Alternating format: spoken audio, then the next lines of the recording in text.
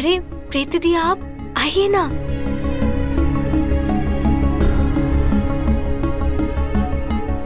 क्या हुआ दी, आप ठीक हो ना? हाँ, मैं ठीक हूँ। मैं यहाँ पास से ही गुजर रही थी तो सोचा कि आके तुझे मिल लूँ। मंजीत बहन जी और जीतवीर जी दिख नहीं रहे? हाँ, वो दुकान में है, बस आते होंगे।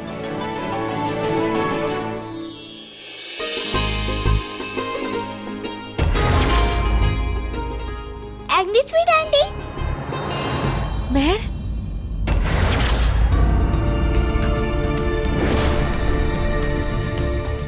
वो क्या है ना एंग्री स्वीट आंटी, मेरी मम्मी जी को अच्छा नहीं लगता कि मैं आपसे गले मिलूं।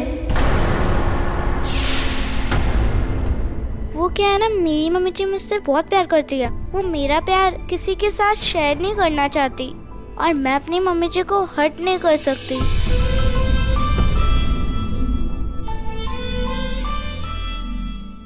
पूर्विका ठीक है? बच्चे आप जाके होमवर्क कर लो। नैना, अपनी दीदी को रूम में ले जाओ, मैं चाय नाश्ता भेजती हूँ। नहीं, उसकी कोई जरूरत नहीं है। मैं बस पास से ही गुजर रही थी तो मैं लड्डू को मिलने आ गई। मैं बस निकल ही रही हूँ।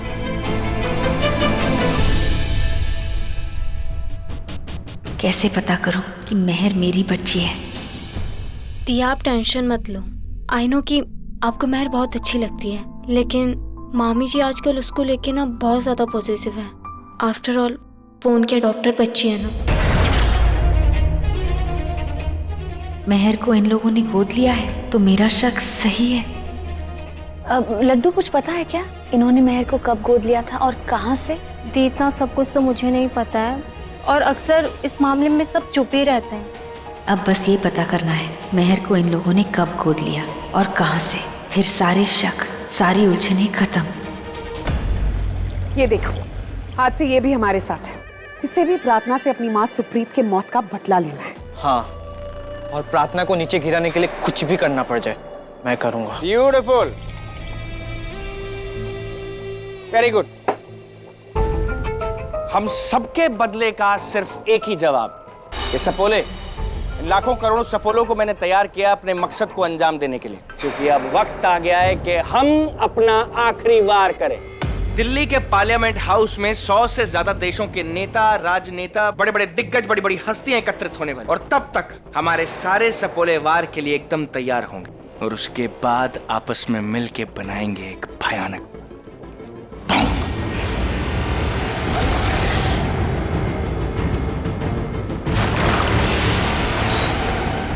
अब पूरी रात इस बड़े बर्तन में छोटे छोटे रेंगने वाले एक खौफनाक सपोले आपस में मिलके महासपोलों का एक झुंड तैयार करेंगे। मतलब एक बॉम्ब, एक डर से भी ज्यादा डरावना बॉम्ब, और उस बॉम्ब को हम लोग प्लांट करेंगे पार्लियामेंट हाउस में। हम वहाँ कैसे जाएंगे? मैं वहां जाऊंगा, प्रार्थना मुझे वहां पर लेकर जाएगी। ऋषभ के मरने के बाद भी उसको सम्मानित किया जा रहा है। उस सम्मान को लेने के लिए उसकी बेटी प्रार्थना वहां जाएगी और उसके साथ जाऊंगा मैं। किसी को मुझ पर शक भी नहीं होगा और हमारा काम बहुत आसानी से हो जाएगा। क्या प्लान है? हाँ, व्हाट अ प्लान। पर इन सपोलों को एक साथ जोड़कर ये महासपोलों का जो बॉम्ब बनाना है, इसके लिए पूरी रात लग जाएगी।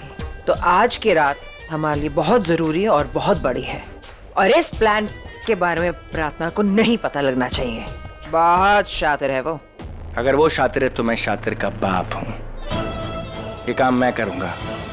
अब देखता हूं वो कैसे बचती है।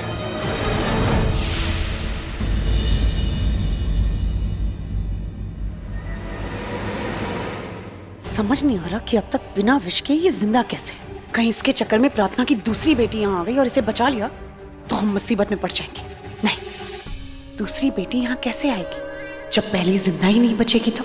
वो पानी।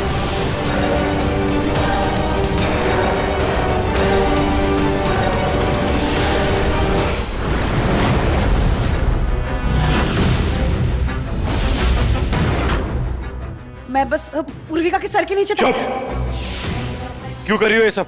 मैं इतने दिनों से प्रार्थना का साथ दे रहा था, अपने परिवार के दुश्मन को ढूंढने की कोशिश कर रहा था, और वो दुश्मन मेरे घर में छिपा था। तुम रघु, रघु, रघु, क्यों किया तुमने ये सब? मैंने कुछ नहीं किया है रघु, मैंने कुछ तुम ही ने किया है। अब तुम मुझसे झूठ नहीं बोल सकती। प्रार्थना ने मुझे तुम्हारा सच बताया था, लेकिन मैंने उसकी बात पे विश्वास नहीं किया। गलती मेरी थी। सोचा नहीं था मेरे अपनों का दुश्मन कोई मेरा अपना ही होगा। हाँ, मैं हूं तुम्हारी दुश्मन।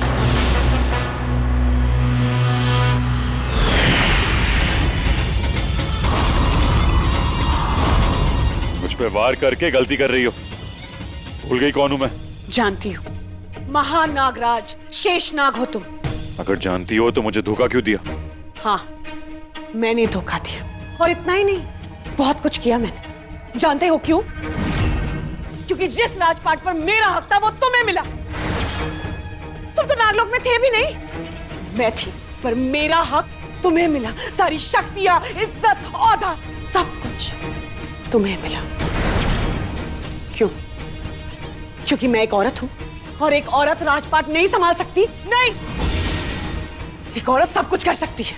मैंने अपने दिल की बात किसी से नहीं कही तो किसी ने समझी भी नहीं। पर स्वर्णा, उसने तो दिल खोल के कहा था सबसे कि उसे नागलोक पर राज करना है। सामने से लड़ी वो, पर हार गई, और मैं पीठ पीछे लड़ी और जीत गई। धोखे का खेल खेला मैंने, तुम्हें दिखाया कि मैं तुम्हारे साथ हूं, और धीरे धीरे पूर्विका का जहर निकालती रही। शरीर से जहर तुमने?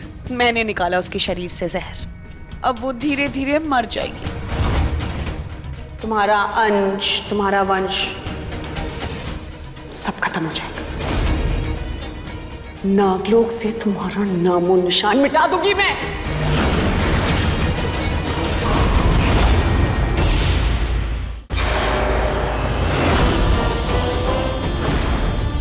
तुम्हारी हिम्मत कैसे हुई शेषनाग पर वार करने की? बहुत हो गया त्रिशा, अब इसे सच पता चल ही जाने दो। नहीं नहीं, ये नागिन अगर मेरा नाम ले लेगी तो मेरी चाहत तो पूरी होने से पहले ही अधूरी। रघु कभी मुझे मिलेगा ही नहीं। नहीं, ये मेरा नाम नहीं ले सकती। भूलो मत मृगनयनी, मैं वासुकी नाग की बेटी हूँ, तुमसे ज्यादा शक्तिशाली। रघु, तुमने मेरे साथ नाइंसाफी की है, और इसकी सजा तो तुम्हें भुगतनी होगी, और तुम भुगतोगे।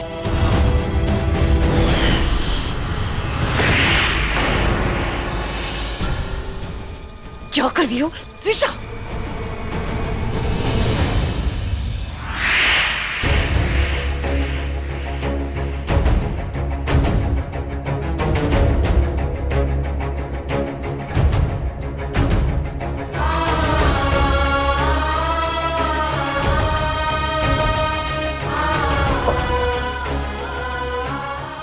तुम्हारे बाबा है तुम्हारे साथ, तुम्हें कुछ नहीं होगा।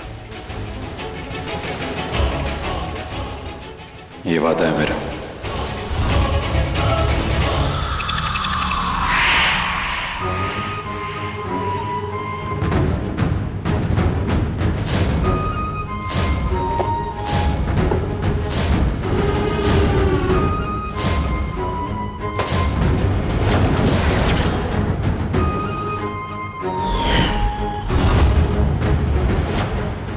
ये तो गाड़ी का वही नंबर है जो चाय वाले ने मुझे दिया था।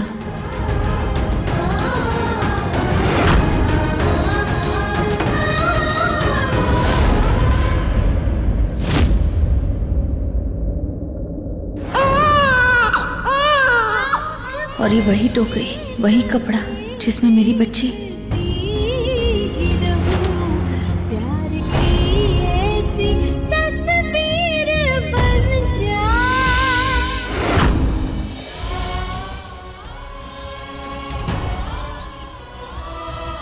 ये तो मेरी बच्ची है, तो महर मेरी ही बेटी है।